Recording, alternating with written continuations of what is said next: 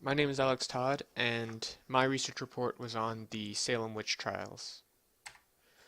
To give a bit of background information, the Salem trials took place in 1692 in Massachusetts in the U.S. And basically, the idea behind the whole Salem witch trials is a lot of innocent lives were lost to the crime of witchcraft. So the build up to the Salem witch trials, there's a smallpox epidemic going through the village at the time. There was the threat of attacks from Indians, and there was the belief that the devil was attempting to infiltrate the Christian community. And they believed that it was through the form of witches.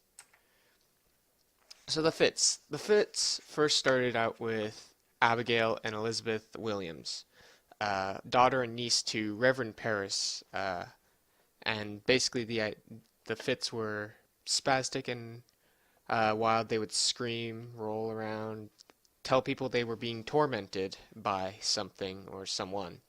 And so this is where the Salem witch trials began. The doctors diagnosed them as being bewitched. So the trigger. So when asked who was tormenting them, the girls pointed to an obvious scapegoat. Tibubas? I can't say her name, but she was a slave to the Reverend at the time, and they blamed her for the bewitchment. But when confronted about this, Tituba said that she had no idea what was going on and she was confused. She didn't understand. But the inquisitors kept edging her and telling her, "Why would you do this?" And so eventually she gave in and told them what they wanted to hear, that she was a witch and that she bewitched them. But she did more than that. She gave names of other people who were apparently witches. Sarah Good and Sarah Osborne, both outcasts in the town and not very socially accepted to the community. So that was yeah. So then the trials themselves. When the trials started up, a court was put together to handle these specific trials because the officials in the town didn't have the legal authority to hold a trial and sentence people.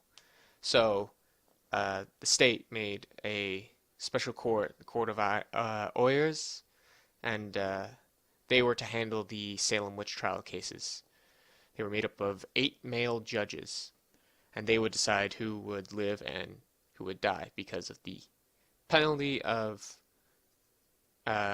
witchcraft is death. So there was no lawyer, so it was almost impossible. The defendant would have to defend themselves.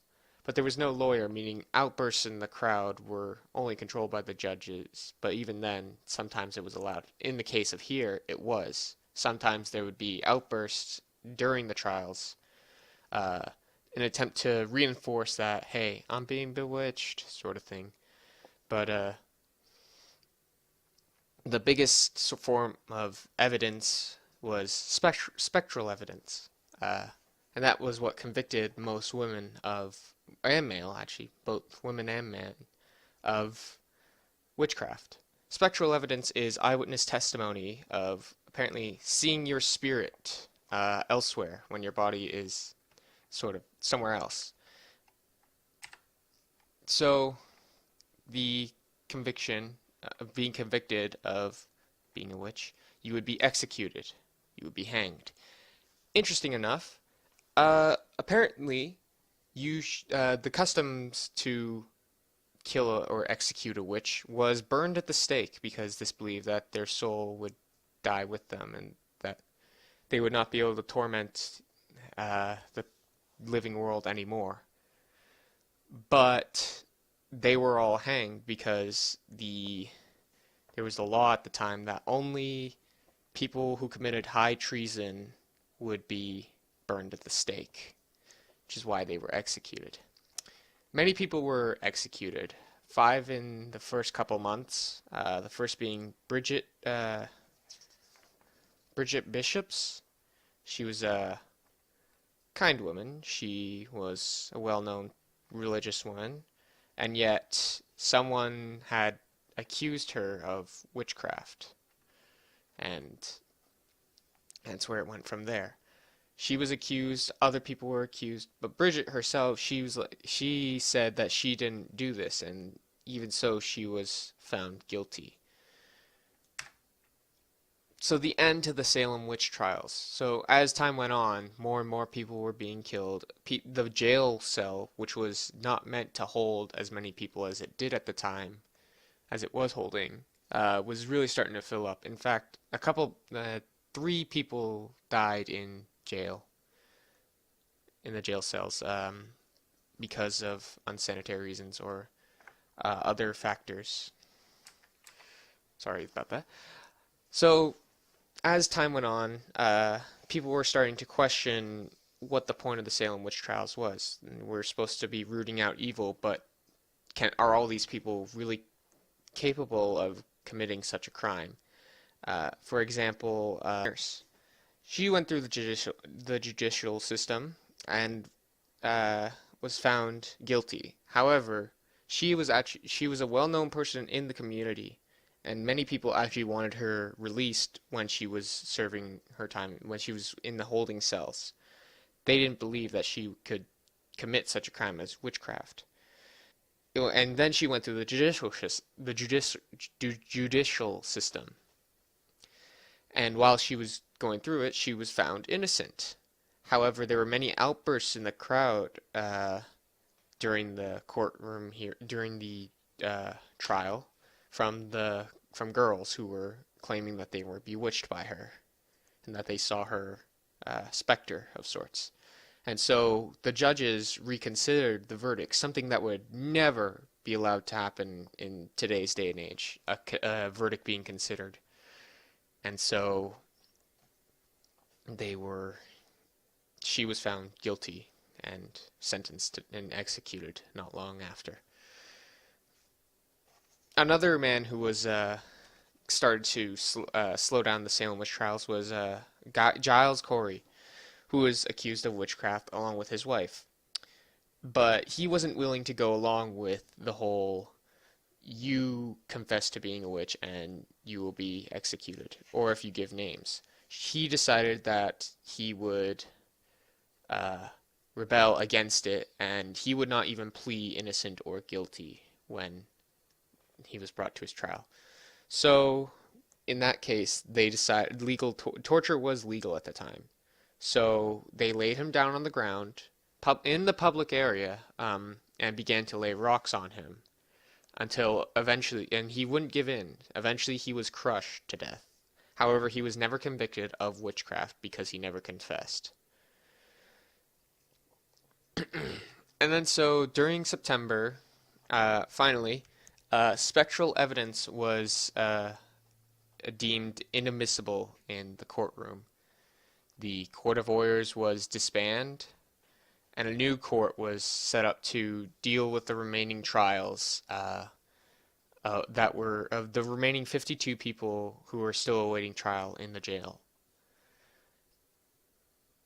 All those 50 out of the 52, 3 were found guilty of the charge. However, they were all pardoned, and they all got out from this crime that they had supposedly committed. Eventually, it ended so the downfall of the Salem, or not the downfall, but the end of the Salem witch trials was when spectral evidence was not allowed anymore. So in September. So in relation to the Crucible, a play written by Arthur Miller, not much. Basically, the Crucible takes place during the Salem witch trials and is centered around the idea that the girls and their fits and how they are accusing people of bewitching them and how it gets them in trouble, which was what was happening at the time in Salem in 1692. many of the some of the characters you'll notice are in the same. For example, John Proctor. John Proctor in real life, however, I was a little different. While he was still accused and tried for witchcraft, um, he was sentenced. He was a bit shoot. Hang on.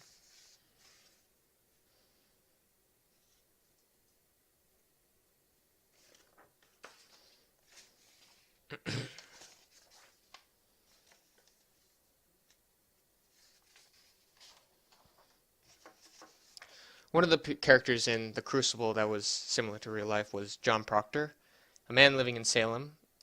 He did not believe in witchcraft. He thought that the girls were doing it to get people in trouble, people they didn't like. And so he claimed this to many people who talked to him. And that is when he got in trouble. The mindset at the time in Salem was if you didn't believe in witchcraft or if you defended it, then there was the high chance that you were a witch as well. And so John Proctor was accused of witchcraft and he would go on trial. He actually wrote a letter to the clergy in Boston, asking that his trial be moved there instead, so that because he felt that in Salem he wouldn't get a fair trial, that the odds were stacked against him. His wife was also accused of witchcraft. However, she was spared from being hanged because she was pregnant at the time. However, John was not so lucky and was found guilty and sentenced to death. Abigail Williams. She is one of the first of the two girls to have these fits. She was the main antagonist, so to speak, in The Crucible. She was trying to get her revenge of sorts against John and John's wife. John's wife had found that during Abigail's time with the Proctor family, that she was trying to have an affair of sorts with John. And so when John's wife found out about this, she fired her and sent her away. So when Abigail was sent away, she wanted her revenge. And so this is the perfect opportunity. And so John's wife was accused of witchcraft by her in the story. But even so, John's wife was still. This is a story. This is a play of sorts. It is not the same. In reality, there's no documentation of sorts that connects John Proctor and Abigail Williams. As far as we know, there is no documentation of it. It does not mean it didn't happen, but as of right now that we know of, there is no documentation of it, so it is likely not true that it happened. Thank you for listening. I hope you learned something about the Salem witch trials, because when I was doing my research report about it, I sure did. And so, thank you for your time.